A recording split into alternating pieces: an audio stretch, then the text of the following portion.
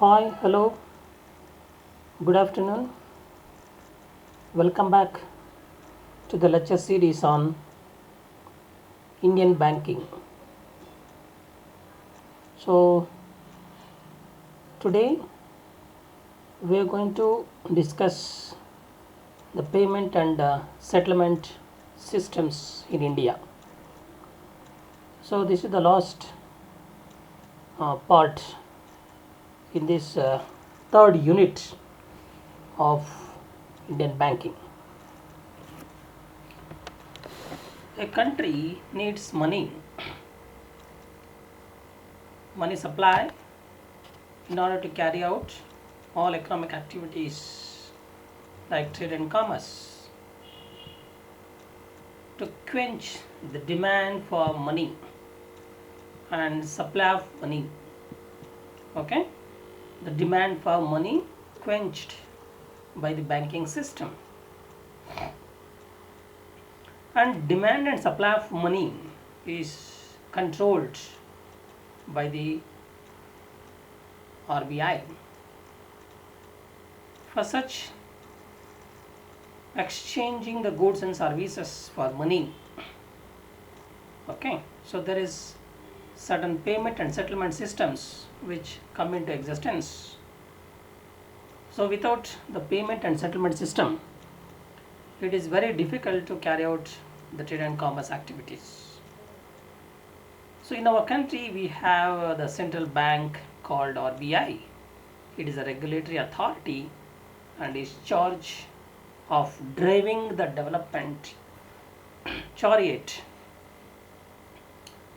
and national payment and settlement system, it has been controlled, it has been regulated by the RBI. As you know that the highest policy making body RBI on payment system in our country is the Board for Regulation and Supervision of Payment and Settlement System, a subcommittee of RBI, and the regulation is done accordance with the Payment and Settlement Systems Act 2007. So now let's understand what are the different types of payment and settlement systems that are prevailing in our country. As we know that the paper based payment system still existing, like checks and drafts, which are being used for making the payment for the purchase of goods and services. Simultaneously we have electronic payment system, gross settlement system and net settlement systems, which are also prevalent. Gross settlement systems example is RTGS. Under the net settlement systems we have number of the channels through which the payment and settlement is being made in the trade and commerce, like NEFT, NECS credit, NECS debit, credit cards and debit cards, Indo-Nepal remittance facility scheme, immediate payment services IMPS. Okay, so these are the 6 net payment settlement systems which are also prevalent in the payment settlement activities. Other payment settlement systems which are also prevalent, like mobile banking system, ATMs are there, and point of sale terminals are there, online transactions which are happening. So now let's understand these payment and settlement channels, the medias one by one. Paper based settlement system.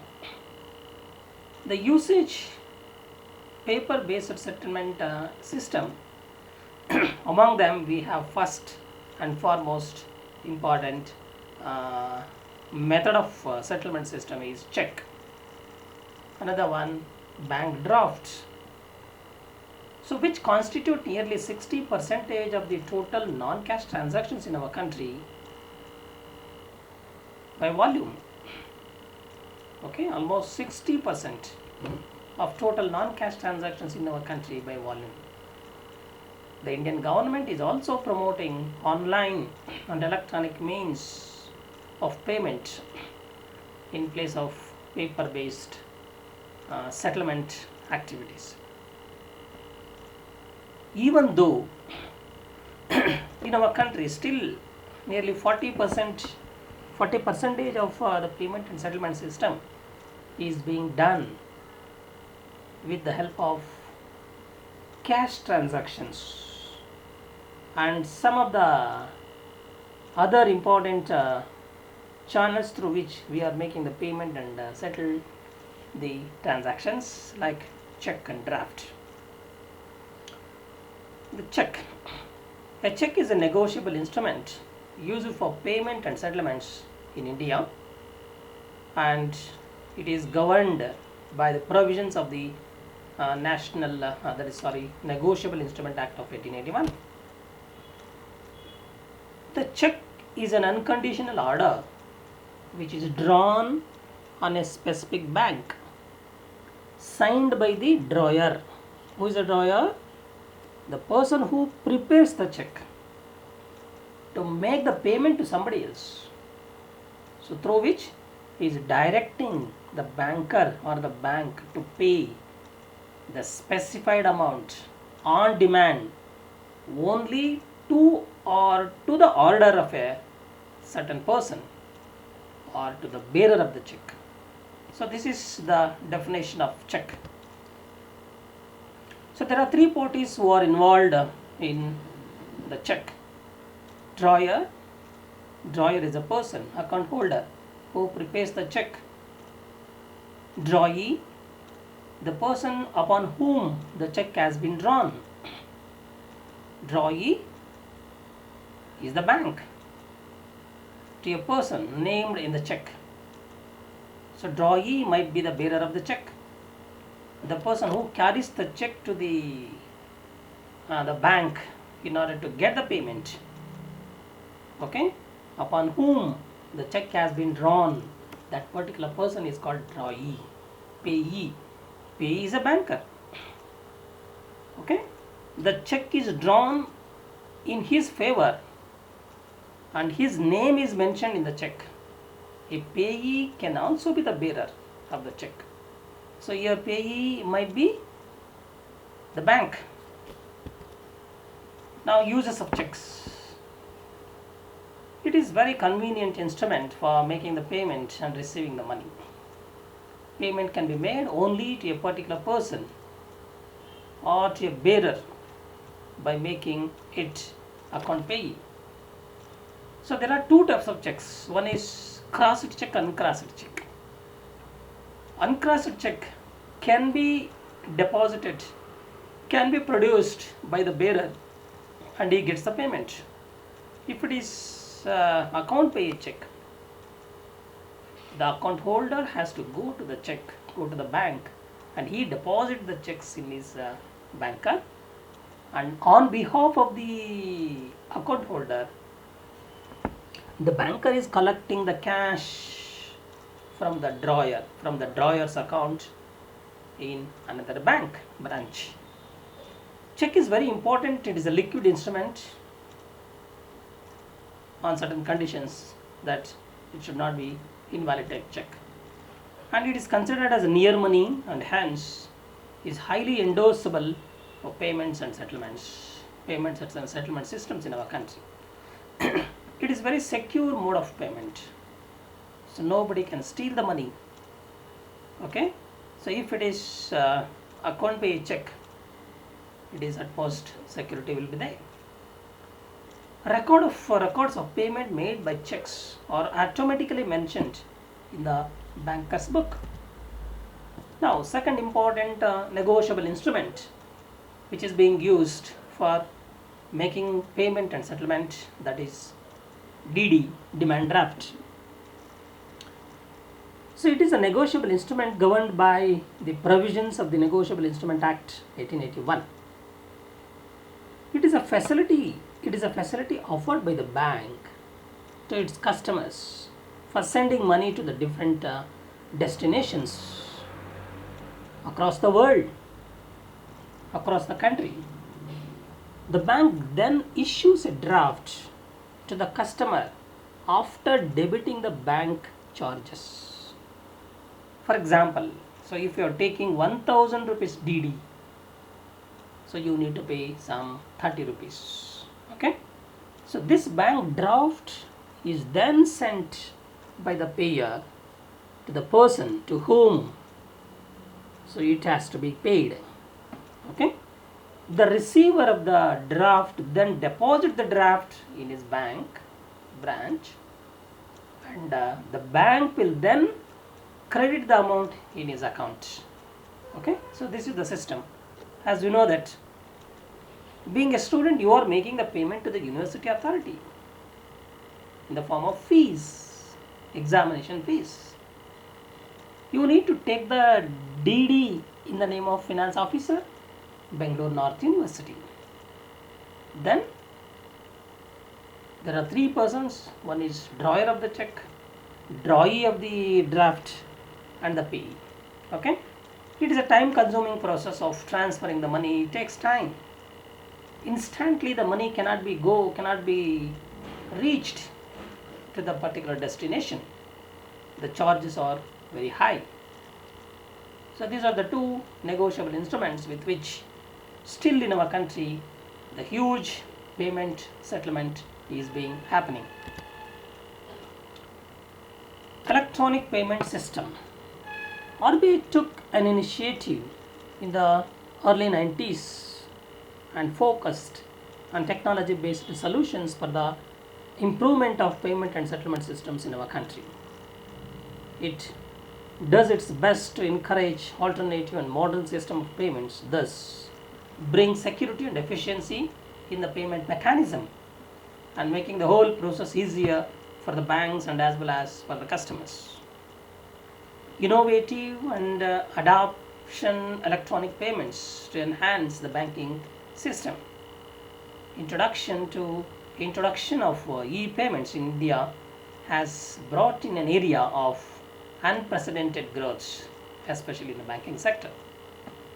So among them, so we have RTGS, NEFT, NECS. E-payments in India have been growing at over 60% for the last few years, for the last few 2 decades. Now let's understand all those electronic payment systems one by one. First, RTGS. It is a fund transfer mechanism in which the transfer of money or fund takes place from one financial institution to another on a real time and on grass basis. It is the fastest payment settlement systems through the banking channel. Okay, the real time settlements mean the payment transaction is not subjected to any time delay and is done instantly. Grass settlement means transactions are settled on one-to-one basis. Okay, so you are the customers, you are the client of the bank, you have the account in the bank. Okay, to whom you have to make the payment instantly. You can make the payment through this channel. Okay, the bank intervention may not be there here. Of course, back end the process will be happening in the banking system. The charges for this mechanism is vary from one bank to another bank. Banks participating in the functions of both remitting and receiving must have CBS core banking solutions in place to enter into the RTGS solutions. An American financial system code, an Indian financial systems code IFSC is assigned to all the core banking enhanced, and it enables the banks and branches to allow their customers to have these RTGS transactions. The identity of the bank is indicated by the first four letters, okay, and remaining 7 numbers indicate a single branch. RTGS is a large volume of fund can be transferred from one person to another person. Minimum value of the transaction should be 2 lakhs. Okay, so this system has specific timings from 9 to 4:30 p.m. in the evening. So weekends from 9 a.m. to 2 p.m. on Saturday. The timing may vary from one bank to another bank depending upon the bank. RBI had payment and settlement systems in India introduced time varying charges in October 2011. The primary purpose of this payment system is to facilitate the transactions that need immediate settlement. So this is all about RTGS. Another one, NEFT. The most prominent electronic fund transfer system in our country started in November 2005. So this facility used to transfer the funds from one financial institution to another financial institution. It enabled the financial institutions to transfer the funds easily and securely via these electronic messages on a one-to-one basis. It does it on a net settlement or net transfer basis executed in hourly batches, and hence results in a time lag is happening. RBI has explained NEFT scheme as National Electronic Fund Transfer is a nationwide payment system facilitating one-to-one funds transfer. So this system has no minimum and maximum fund to be transacted. Persons with no bank accounts can also use this facility for transferring the funds from one person to another person.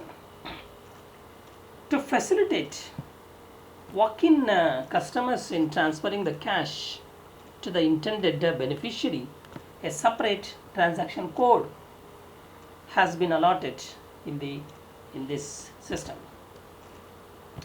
Another one, National Electronic Clearance Service. To handle bulk and repetitive payments and settlements requirements such as salary, investment, interest, commissions, dividend to be paid to the account holders, okay, and this in which the corporate houses which are also involved, okay. Therefore, RBI introduced ECS scheme in 1990s. Okay, such payments are done on a timely basis, like a year, half a year, etc. In this system, this scheme, the customer accounts are credited on the specified value date. Presently, this facility is available to all the major cities in our country.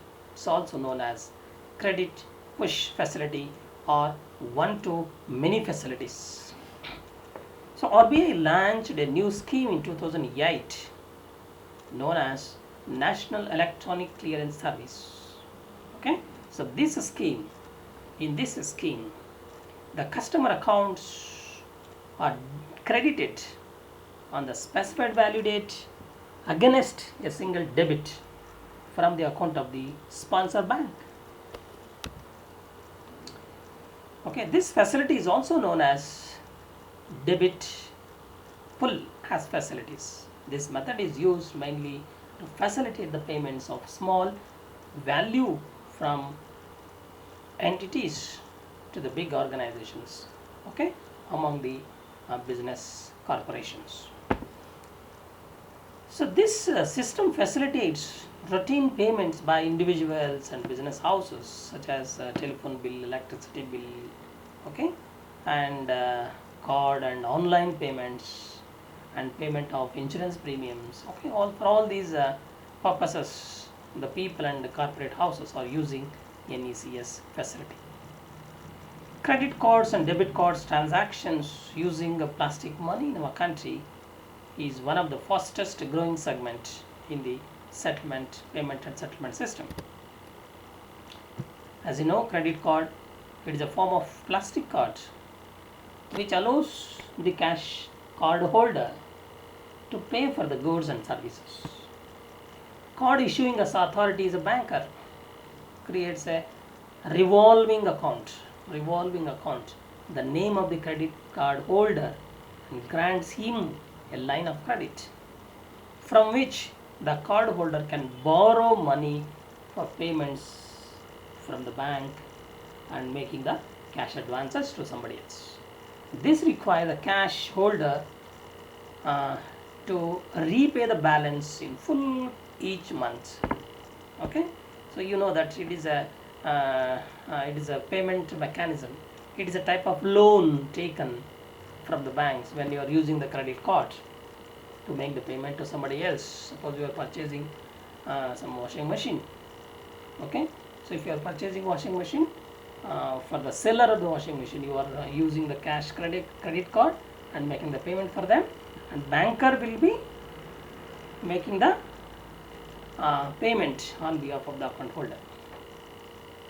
As you know, debit card is nothing but the ATMs.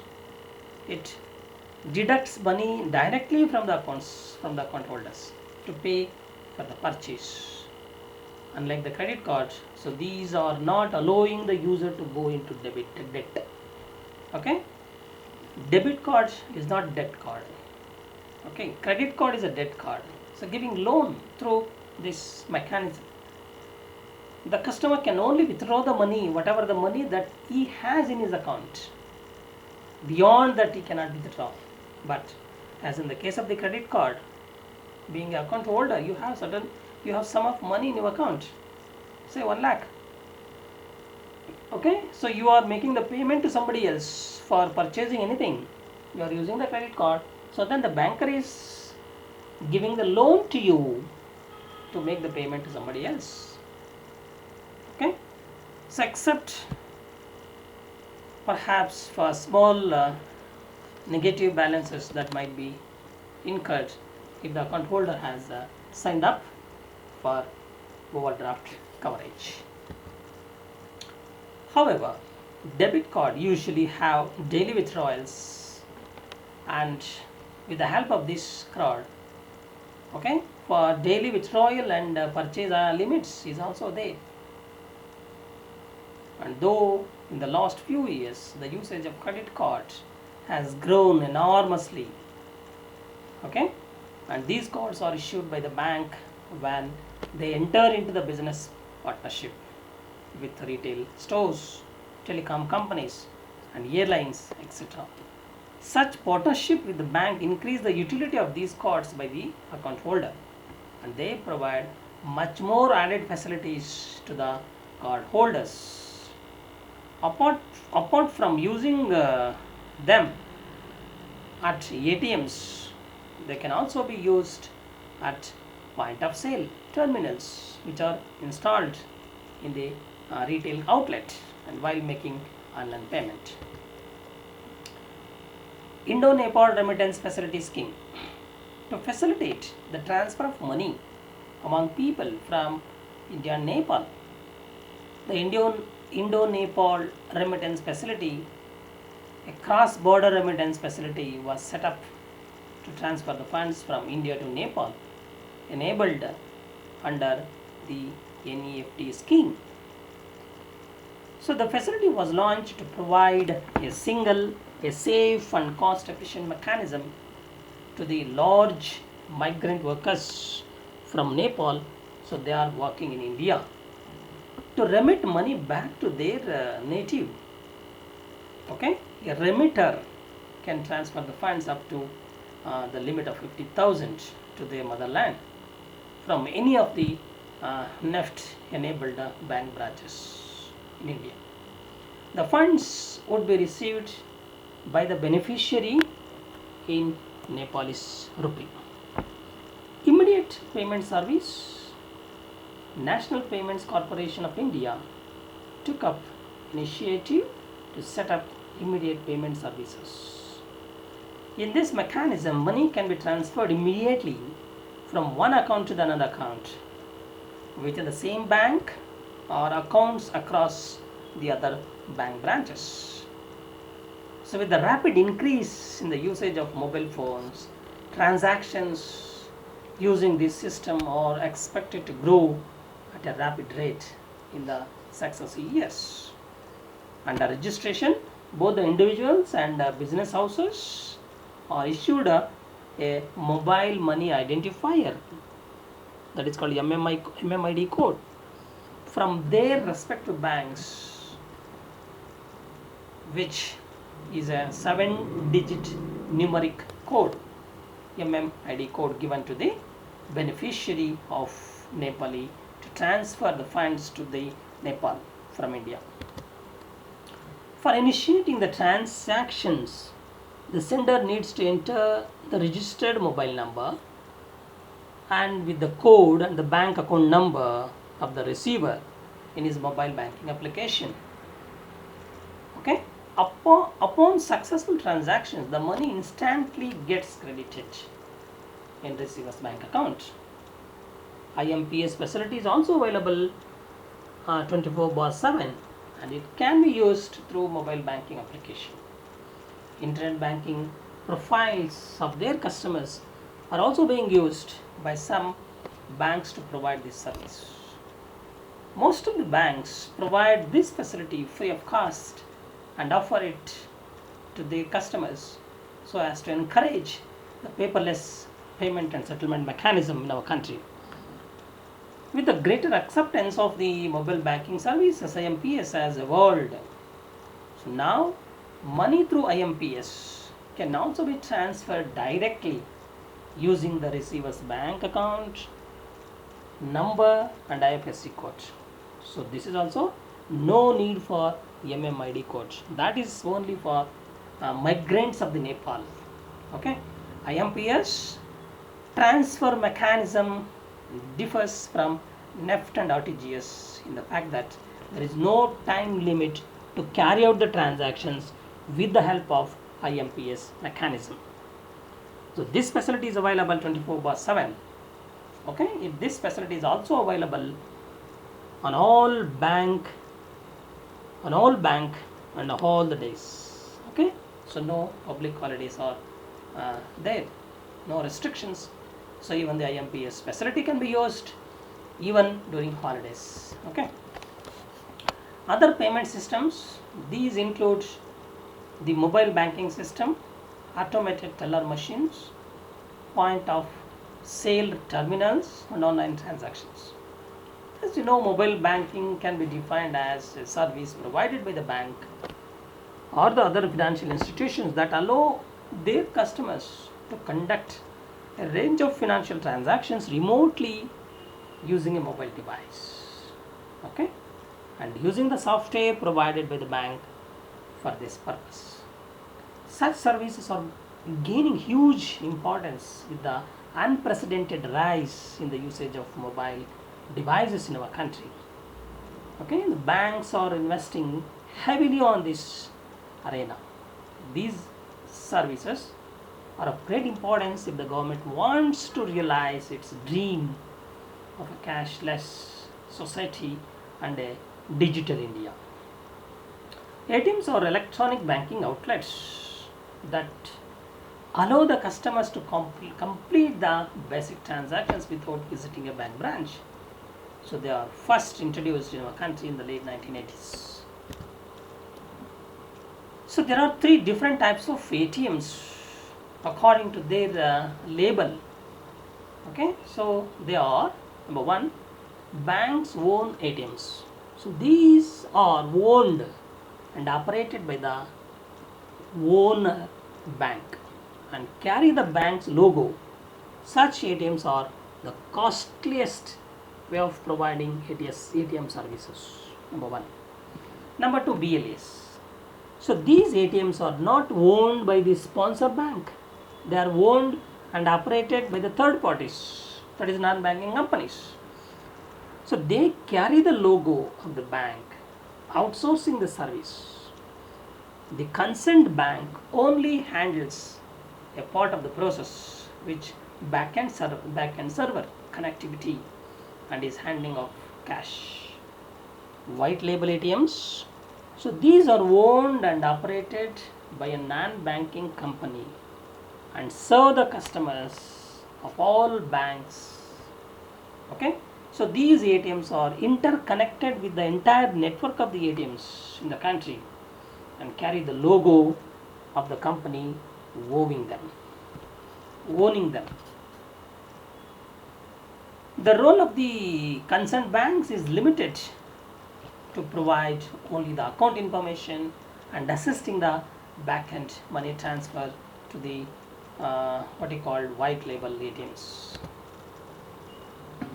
By RBI's order, such companies have a mandate to deploy 67% of their ATMs in rural areas, 33% in urban locations.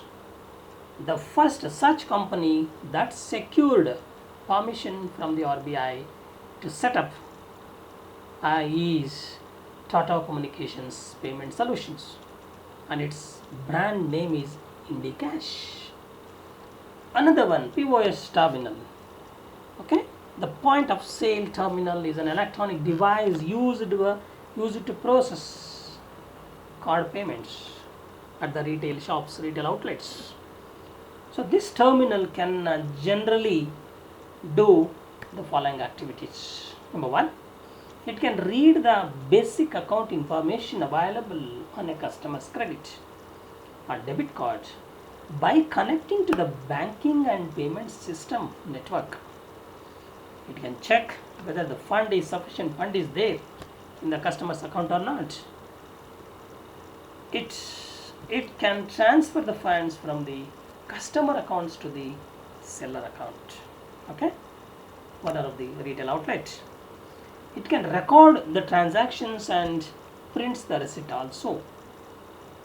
Online transactions, which is also known as a PIN debit transaction, is a method of payment which protected by password using to authorize a transfer of funds over an electronic funds transfer mechanism. When someone pays for goods and services with a debit and credit card, so there is an option for processing the payment in two different ways. Number one, as an offline transactions via credit card processing network or an online transactions via EFT system. The second option of using EFT facility requires a PIN to complete the process. Okay, the fund transfer is completed via this network depending on which EFT system and the customer's bank is associated with, encouraging e-transactions to move towards the cashless society. Even the government of India and RBI want to revolutionize the payment system in India by giving the people the power to carry out everyday purchases directly from their bank accounts without the need of carrying cash.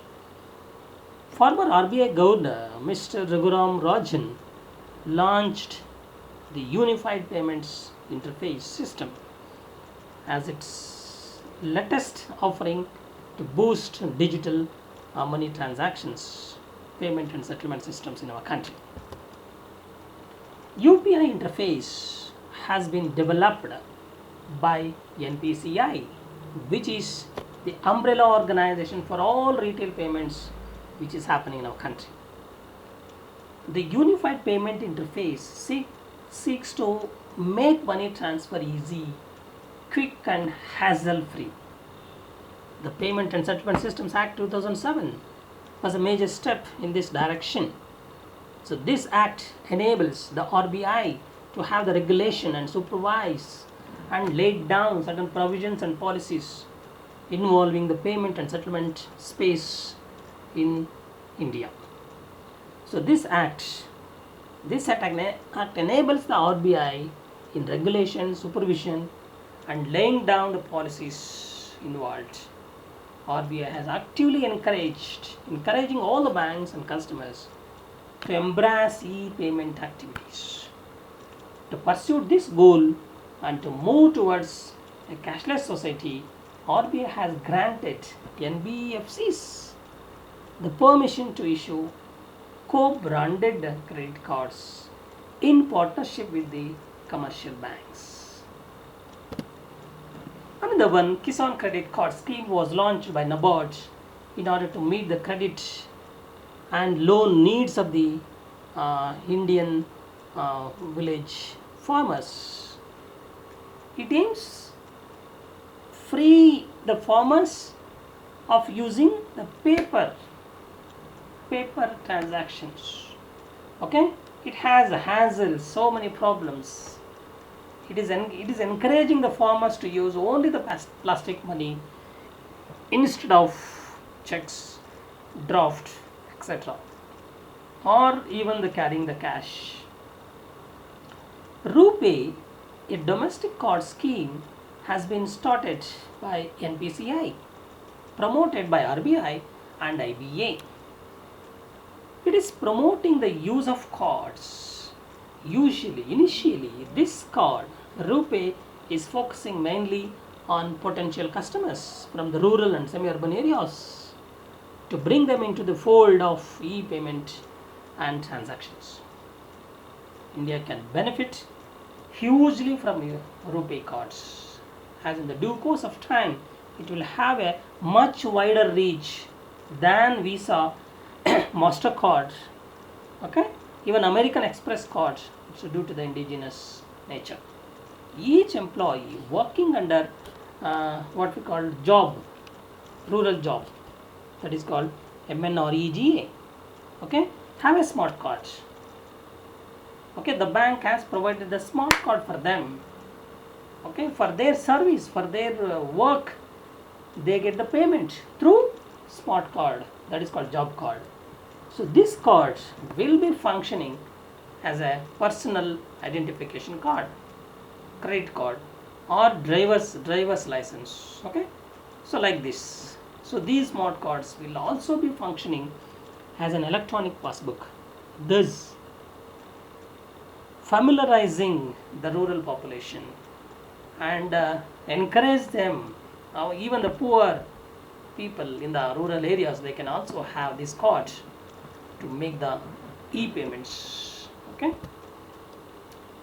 so lastly we have the business plan, especially in the banking industry. The banking industry business plan plays a vital role in the initiation and expansion of the bank branches.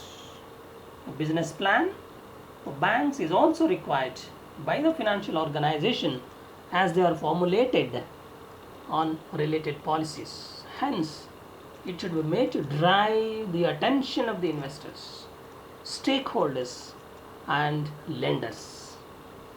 Business plan for banking industry must comprise comprehensible and attainable objectives for the future, marketing plans, and prompt as ways to utilize the investments and the company's description.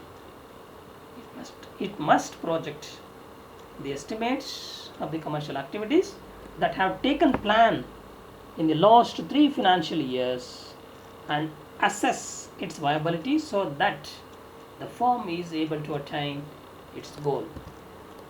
So let's have to understand certain guidelines for preparing the business plan for a business banking industry.